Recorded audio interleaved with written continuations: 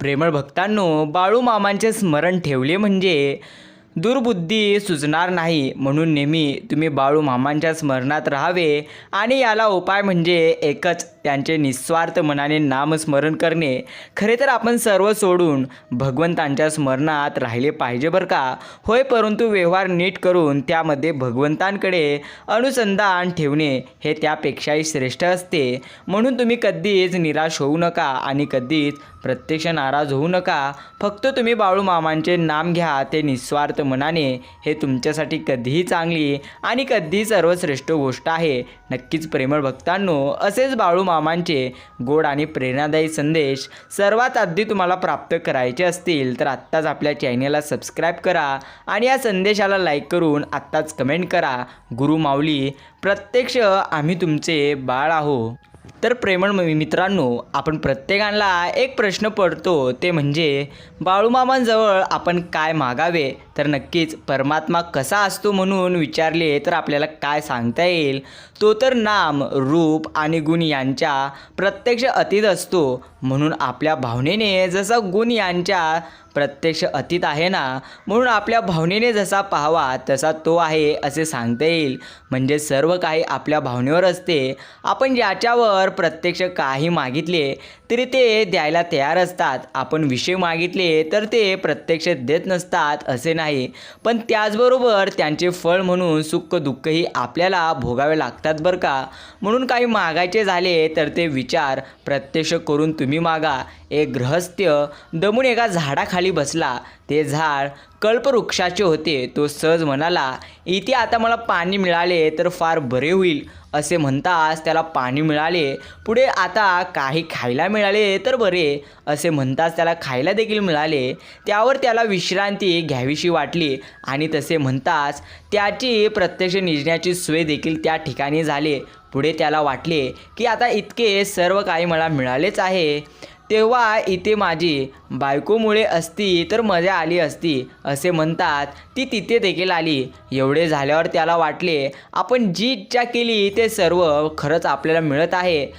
तर आता इथे मरण प्रत्यक्ष आले तर असे म्हणताच तो मरण पावला. म्हणून काय की विषय मागत गेले तर प्रत्यक्ष त्यापासून विषयच वाढत जात असतो. तेव्हा ज्यापासून आपले कल्याण होईल असे मागावे. एका भिकाऱ्याला प्रत्यक्ष राजा म्हणाला की तुला काय मागायचे असेल तर तू माग आमच्याकडे. त्याने आपल्याला पांघरायला घोंगडी मागितली प्रत्यक्ष मागितली असते तर ते अर्धे राज्यही प्रत्यक्ष द्यायला तो राजा तयार होता बरं का. त्याच्यापाशी प्रत्यक्ष त्याने यज्ञीची एकच प्रत्यक्ष घोंगडी मागितली. समर्थ द्यायला भेटल्यावर त्याच्याजवळ काय मागावे हे नीट विचार करून मागावे. म्हणून प्रत्यक्ष मामांपाशी त्यांच्या भक्तीची याचना करावी. प्रत्यक्ष ही मागितल्याने आपल्याला समाधान मिळेल आणि दुसरे काही मागायची इच्छा देखील होत नसते. भगवंतांचे अवतार कसे झाले आहेत तर भगवंतांकरिताच देवाला अवतार द्यावे प्रत्यक्ष लागलेले असतात. अवतार घेतल्यावर नुसते भक्तांचेच काम होते असे नसते, तर त्यामुळे इतरांनाही भगवंत आहे ही भावना प्रत्यक्ष निर्माण होत असते. आपण त्यांना शरण जाऊन त्यांचेहून राहावे. म्हणजे आपल्याला मग इतर कोणत्याही बाबतीत काळजी करणे प्रत्यक्ष कारण उरत नसते. भगवंता अत्यंत दयाळू असतो. लोखंडाने परिसाला मारले तरी त्याचे सोनेच बनते.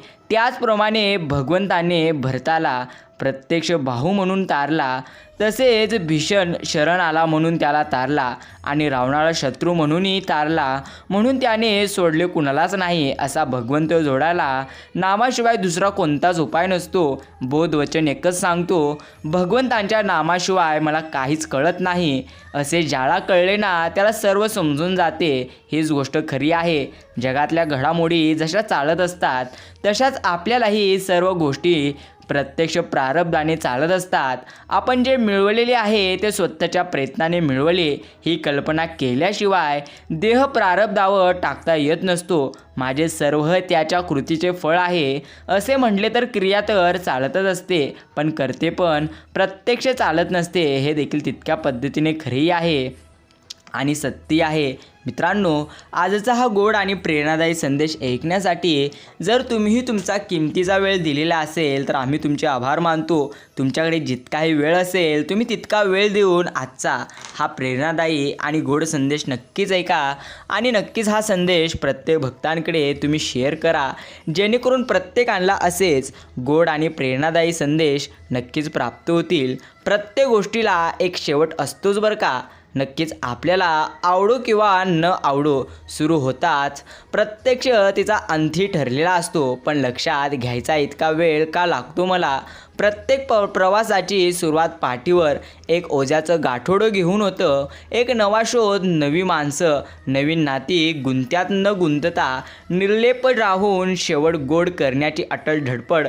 पण हे न गुंतणं साधत प्रत्यक्ष मात्र नसतं. प्रत्येक वेळी तीच ओढतान आणि शेवट जवळ यायला लागल्यावर पाठीवर जास्तीत जास्त जाणवायला प्रत्यक्ष लागणार कसलं तरी अनामिक ओझं मीच अवघड करून घेते. माझ्या प्रवासाचा रस्ता प्रत्यक्ष खाचखळगे काट्याकुट्यांचा रस्ता ओढून घेतो स्वतःवर बहुतेक, कारण माझ्याबरोबरच्या सहप्रवाशांना इतका त्रास होतो. म्हणून लक्षात घ्या, एकच गोष्ट तुम्हाला सांगायची आहे, तुम्ही जसा विचार करत असता तसेच तुमचे जीवन होऊन जाते. म्हणून तुम्ही फक्त आणि फक्त सकारात्मक विचार करा, सकारात्मक पद्धतीने राहा. परमेश्वर आपल्याला प्रत्येकाळी साथ देईल. यावरती तुमची भावना चांगल्या पद्धतीने असली पाहिजे. हेच तुमच्यासाठी सर्वात चांगली आणि सर्वात उत्तम गोष्ट आहे. मित्रांनो, प्रत्येक माणसाची जीवनातल्या संघर्षाची एक कथा असते. ती त्याला तळमळीने कोणाला ना कोणाला सांगायचीच असते. कधी ती शारीरिक कष्टाची असते तर कधी मानसिक धैर्याची असते, कधी आलेल्या पैशाच्या अडचणीची तर कधी विनाकारण आपल्या पाठीशी लागलेल्या संकटांची असते. हे सगळं ऐकायला आणि सहानुभूती दाखवायला कुणी मिळणं हे देखील एक पद्धतीचं नशीबच. नाहीतर ही सगळी कथा आणि त्यामागची व्यथा ऐकायला त्याला देव हा एकच पर्याय दिसतो. म्हणून तो मंदिरात जातो. कोण मंदिरात जातो ते सही सलामत सगळ्या संकटातून बाहेर पडल्याबद्दल भगवंतांचे आभार मानायला, कुणाला प्रत्यक्ष त्याने केलेल्या कष्टाबद्दल प्रत्यक्ष बोलायला सांगितलं तर समोरच्याला कंटाळा येईल एवढं बोलेल. पण ते कंटाळवाण असलं तरी खरं असतं. प्रत्येकाच्या कथा व्यथा हे असतातच. म्हणून असं समजू नका की आपल्यालाच जीवनामध्ये आपल्याला जास्त अडचणी आहेत. अर्थात भगवंत जे काही करत असतो या प्रत्येक गोष्टी भगवंत विचार करून करतो. नक्कीच तुम्हाला सांगायचा अर्थ झाला तर एकच गोष्ट सांगून टाकतो की आपण नक्कीच आपली नक्कीच माणसाची झेप कुठपर्यंत आहे हे भगवंतांना पूर्णत्व माहिती असतं.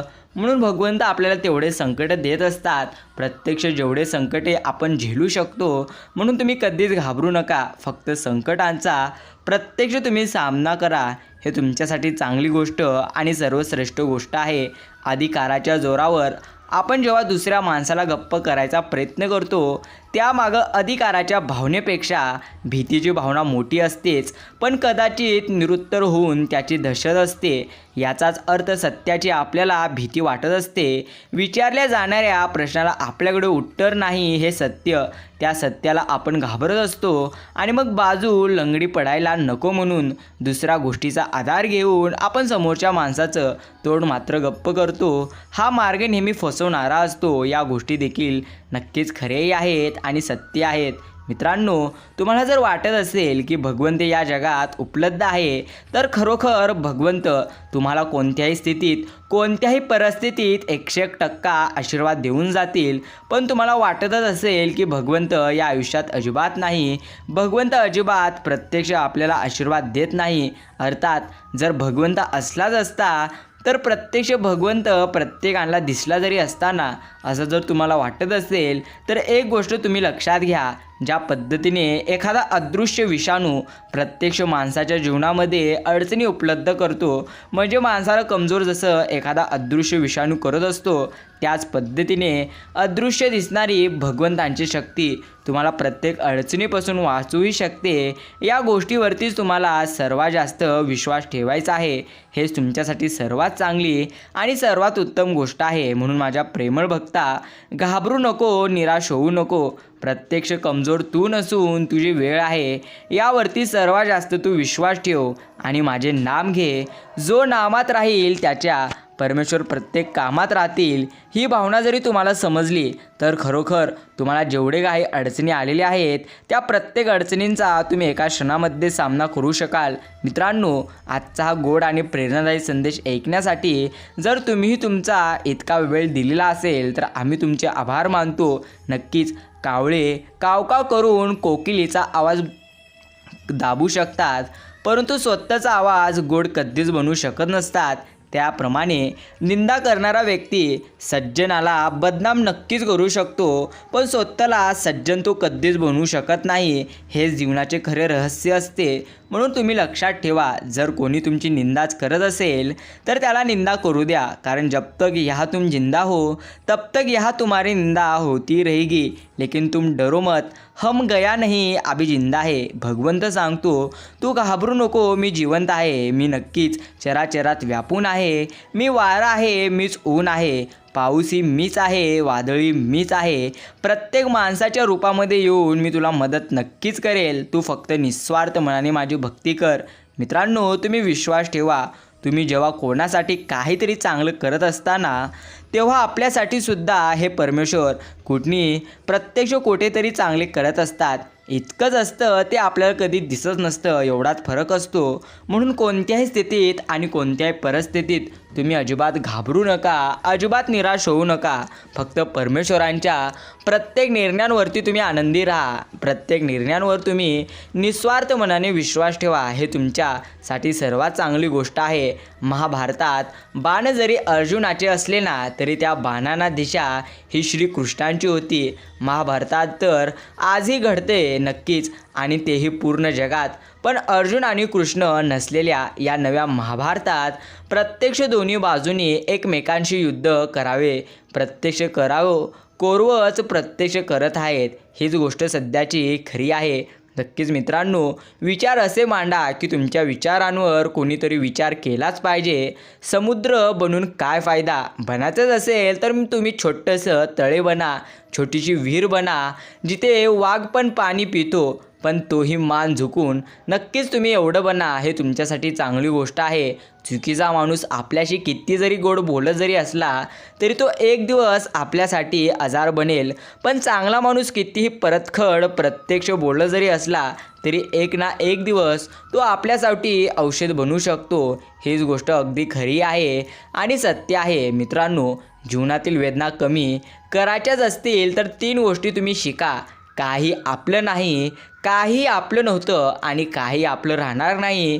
भगवंतांनी आपल्याला हे शरीर दिलेलं आहे, ते कराराने दिलेले आहे. त्याचा करार संपला की भगवंत आपलं शरीर प्रत्यक्ष म्हणजे आपल्याला हे शरीर सोडून इथे जायचं आहे. याच गोष्टीमध्ये तुम्ही प्रत्यक्ष विश्वास ठेवा आणि नेहमी आनंदी राहा. कारण लक्षात घ्या, कितीही कमवले तरी कोणाला कधी जाताना काही घेऊन जाता येत नसते, पण प्रत्येकाला एक गोष्ट घेऊन जाण्याची संधी आहे. नक्कीच संधी म्हणण्यापेक्षा ती गोष्ट प्रत्येकजण नेत असते, ते म्हणजे कर्म. तुम्ही चांगले कर्म करा किंवा वाईट कर्म करा, प्रत्येक कर्म तुम्हाला घेऊन जायचे आहेत. म्हणून तुम्ही चांगलेच कर्म करा, हे तुमच्यासाठी सर्वश्रेष्ठ गोष्ट आहे. वेळ निघून गेल्यावर सुचलेला विचार आणि पीक जळून गेल्यावर प्रत्यक्ष पडलेला पाऊस यांची किंमत सारखीच असते. डोळे बंद केले म्हणून संकट जात नसते आणि संकट आल्याशिवाय डोळे कधी उघडत नसतात. राग आल्यावर थोडं थांबलं आणि चूक झाल्यास थोडं नमलं तर आपलं जीवन सुखमय होऊन जातं. हे अगदी खरे आहे आणि सत्य आहे. या गोष्टी नक्कीच आपल्याला पूर्णत्व लक्षात ठेवायचे आहेत. मित्रांनो, तुम्हाला देखील विश्वास ठेवायचा आहे की कोणालाही प्रत्यक्ष दोष देण्यापेक्षा, तुम्ही नशिबालाही दोष देण्यापेक्षा तुम्ही स्वतःच्या कष्टाला दोष द्या. कारण लक्षात घ्या, तुम्ही जे सध्या प्रयत्न करत आहेत ते प्रयत्नांची गती तुम्ही पहा.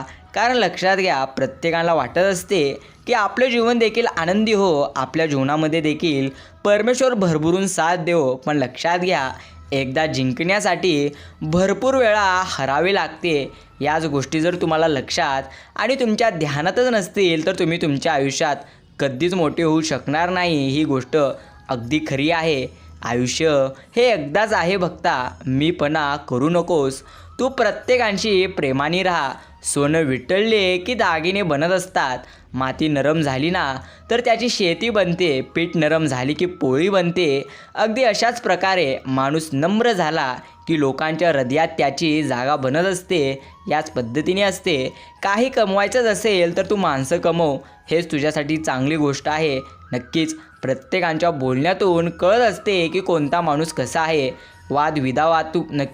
वादविवादातून कळते की त्याला ज्ञान किती आहे.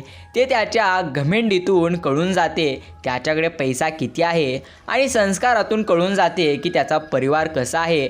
प्रत्येक गोष्टी तुमच्या बोलण्यातून तुमच्या वागण्यातून समजून जात असतात. म्हणून स्वतःला जास्त शहाणं समजू नका. या गोष्टी तुमच्यासाठी चांगल्या आहेत.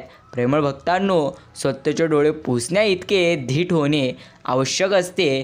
कारण जीवनामध्ये हसवणारे कमी आणि रडवणारेच नेहमी भेटत जातील. तुमचे डोळे तेच उघडून प्रत्यक्ष जात असतात ज्याच्यावर आपण डोळे बंद करून विश्वास ठेवलो असतो. नक्कीच ही देखील अटल गोष्ट खरी आहे. मित्रांनो, आजचा हा संदेश जर तुम्ही इतका वेळ देऊन ऐकला असाल तर आम्ही तुमचे आभार मानतो. लोक म्हणतात नातं हे विश्वासावर टिकत असतं, पण हे खरं नाही. तर एक गोष्ट सांगतो, नातं हे समोरच्याला मनापासून टिकवायचंच असेल तर तेव्हाच टिकतं. जर समोरच्याला प्रत्यक्ष टिकवायचं नसेल तर तुम्ही किती खटाटोप जरी केला तरी तो नातं कधी टिकणार नाही. हीच गोष्ट सर्वात जास्त सत्य आणि खरी आहे. म्हणून तुम्ही प्रत्येक वेळी निस्वार्थ मनाने राहा, समाधानी राहा. हेच तुमच्यासाठी सर्वात चांगली आणि सर्वात उत्तम संधी आहे.